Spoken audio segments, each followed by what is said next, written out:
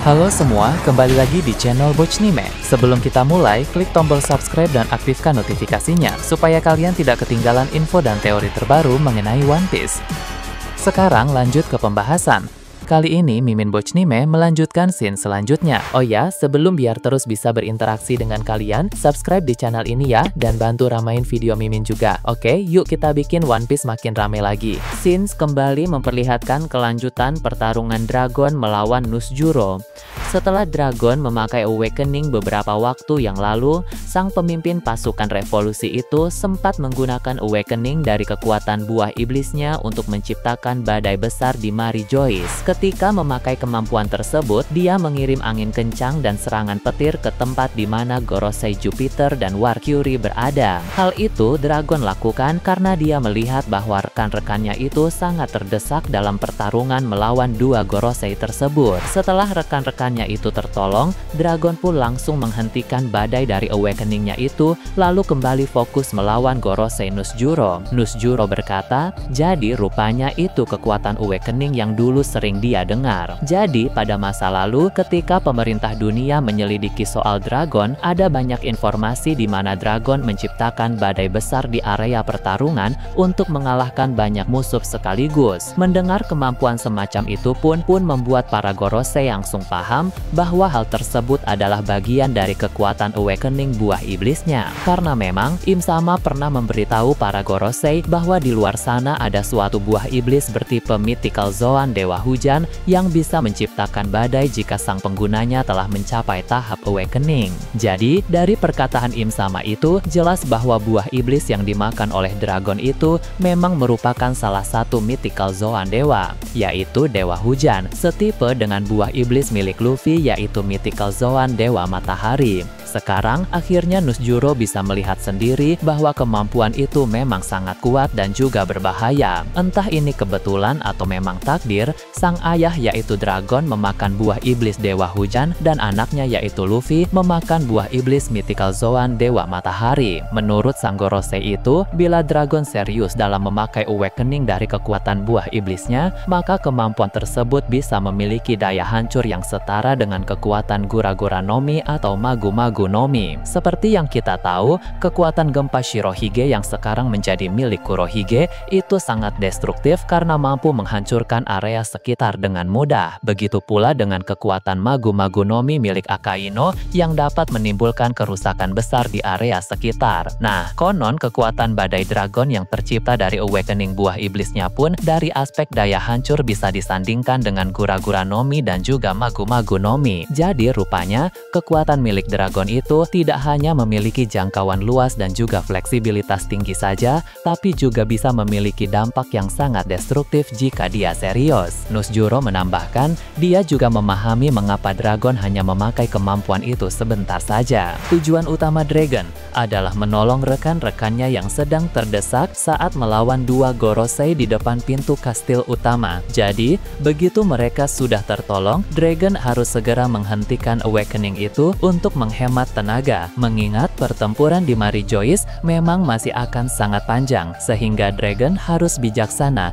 dalam mengeluarkan tenaga atau energinya. Selain itu, menciptakan badai pun cukup mengganggu rekan-rekan di pihak Dragon juga, sehingga teknik itu tak bisa dipakai berlama-lama. Jika Dragon hanya bertarung seorang diri tanpa ada rekan-rekannya di area itu, barulah Dragon bisa benar-benar serius bertarung dengan semua teknik Awakening yang dia miliki. Jadi, memang Dragon masih memikirkan kondisi para rekan-rekannya di sana dan juga kondisi dari para budak yang akan dia selamatkan. Kemudian, Dragon dan Nusjuro mulai saling serang lagi dengan memakai teknik kuat milik mereka masing-masing. Nusjuro melancarkan tebasan secara bertubi-tubi, sedangkan Dragon melapisi kedua tangannya dengan angin dan juga haki, lalu memakai teknik tinju beruntun sehingga tebasan Nusjuro dan tinju Dragon terus beradu di tempat itu. Di area lain, pertarungan pertarungan Shamrock melawan 4 orang dari pihak pasukan revolusi pun masih terus berlanjut hingga sekarang ini. 4 orang yang dihadapi oleh sang pemimpin kesatria suci tersebut terdiri dari Sabo, Karasu, Koshiro, dan salah seorang sekutu kuat lain milik pasukan revolusi. Mereka berempat terus melancarkan serangan dengan memakai berbagai jurus kuat. Shamrock pun tampak cukup kesulitan untuk menangani gempuran serangan dari para musuh itu. Namun, dia bisa mencari solusi di mana Shamrock mencancapkan pedangnya ke tanah. Lalu tercipta petir haki besar yang membuat 4 orang itu langsung terhempas. Sebagaimana pernah kita bahas, di Pulau Hachinosu, Shanks juga memakai teknik yang sangat mirip dengan ini. Si rambut merah itu menancapkan pedang di tanah, lalu terpancar petir haki besar yang membuat para aliansi Kurohige langsung terlempar. Namun, baik Shanks maupun Shamrock tidak pernah melatih jurus itu bersama-sama. Mereka latihan sendiri-sendiri di tempat yang berbeda juga. Bahkan, masing-masing dari mereka pun tidak tahu jika saudara kembarnya menguasai jurus tersebut. Dengan kata lain, ini adalah naluri dari saudara kembar di mana mereka berdua menciptakan jurus-jurus yang sangat mirip secara tidak sengaja. Setelah terkena serangan tadi, Sabo pun bilang bahwa Shamrock ini memang sangat merepotkan karena dia punya banyak teknik yang sangat mengejutkan.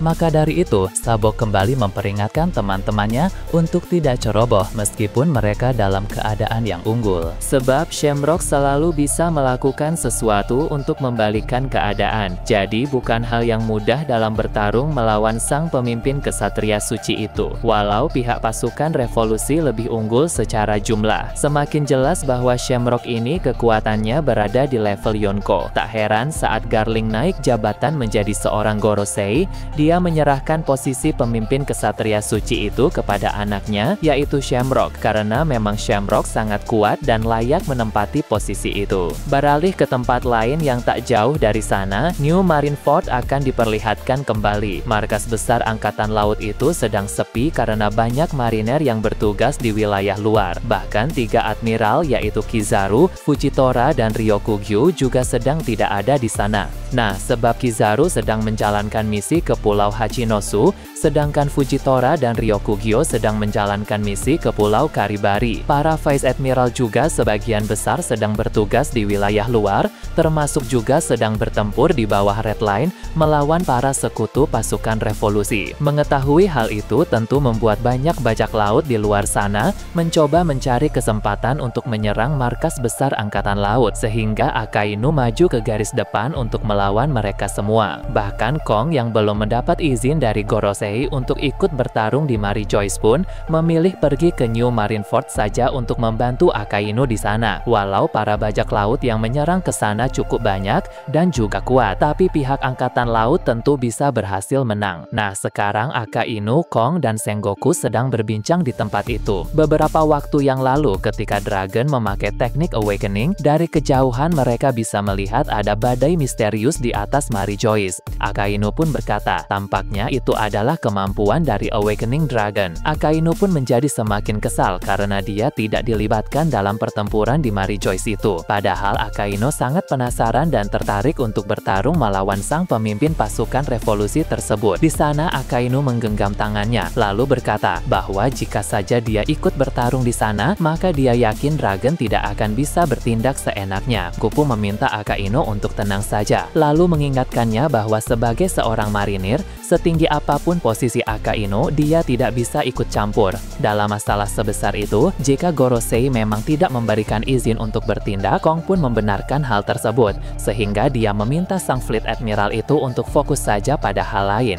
Berapapun sekarang banyak pasukan Angkatan Laut yang sedang melaksanakan misi di luar, lebih baik Akainu coba saja untuk mencari tahu bagaimana keadaan mereka dan sudah sejauh mana progres misi mereka masing-masing. Berpindah ke tempat lain, Pulau Karibari yang masih kacau akan diperlihatkan. Di sana 2 admiral masih bertarung melawan musuh mereka masing-masing. Untuk Fujitora, dia berduel melawan Mihawk. Pertarungan sudah berjalan cukup lama, di mana Mihawk sangat mendominasi pertarungan tersebut. Sang pendekar pedang terkuat itu beberapa kali memakai teknik yang sangat kuat. Salah satunya adalah teknik tebas yang menciptakan visual aura yang yang mirip dengan burung elang. Fujitora pun sangat kerepotan ketika dia harus bertahan dari serangan-serangan semacam itu. Fujitora pun bicara sendiri dengan berkata bahwa dia sepertinya harus mulai menggunakan teknik-teknik kuat yang sangat beresiko. Di area lain, Ryogugyu tengah bertarung melawan banyak orang di sana. Ada Crocodile, Uruge, dan anak-anak dari keluarga Vinsmoke. Bahkan Niji juga sudah membawa beberapa cyborg baru ciptaan Judge dan Caesar untuk ikut membantu mereka di tempat itu. Sebagaimana Mimi bahas sebelumnya, cyborg ini diciptakan untuk menandingi pacifista ciptaan Vegapunk. Mereka memang masih belum sempurna, tapi setidaknya sudah bisa dipakai dalam peperangan ini. Ryogugyu pun telah berhasil mengalahkan dua dari para cyborg yang dibawa oleh Niji itu. Meski begitu, pertarungan tetap berlangsung dengan sangat seru karena masih banyak musuh lain yang harus dihadapi olehnya. Ada dua faktor utama yang membuat Ryogugyu menjadi sangat kerepotan. Pertama, secara stamina dia sudah berkurang sangat drastis karena dia telah melawan Mihawk beberapa waktu yang lalu sebelum pertarungan itu digantikan oleh Fujitora. Nah, kedua, Crocodile juga memiliki kemampuan pasir yang bisa mengeringkan area sekitar, sehingga itu menjadi musuh alami untuk kekuatan tanaman Ryogugyu.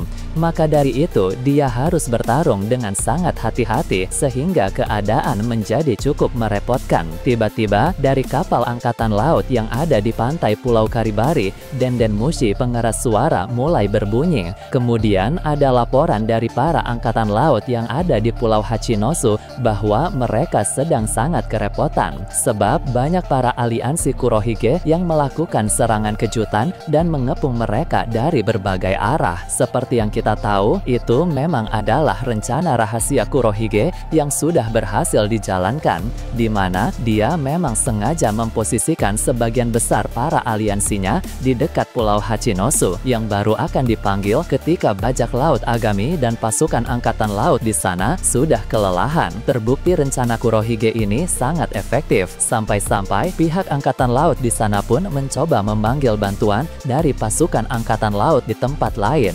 Vice Admiral Stainless yang ada di sana pun berkata bahwa dalam pertempuran di Pulau Karibari ini saja mereka sedang kerepotan karena Admiral Fujitora dan Ryogugyu saja masih belum bisa mengalahkan para musuh, terutama Mihawk yang sangat sulit sekali untuk ditumbangkan. Padahal beberapa waktu yang lalu dia sempat dikeroyok oleh dua admiral sekaligus. Jadi, membantu para pasukan angkatan laut yang ada di Pulau Hachinosu sangat tidak memungkinkan untuk sekarang ini. Karena pengumuman tadi disampaikan ke Denden Mushi pengeras suara, maka bukan hanya pihak angkatan laut saja yang bisa mendengarnya, tapi pihak musuh juga bisa mendengarnya juga. Bagi yang ada di dalam markas pun berkata bahwa rupanya kekacauan tidak hanya terjadi di markasnya saja, tapi di markas Yonko lain juga. Kemudian Crocodile yang sedang bertarung melawan Ryogugyu juga bilang markas Yonko memang sangat rentan diserang oleh pihak luar, sehingga tak heran jika di Pulau Karibari dan di Pulau Hachinosu sedang terjadi pertempuran besar. Mihawk yang sedang bertarung melawan Fujitora juga merespon pengumuman itu. Dia berbicara sendiri dengan berkata, rupanya pertempuran di Pulau Hachinosu telah menjadi semakin kacau, sehingga bajak laut sepertinya sedang cukup kesulitan.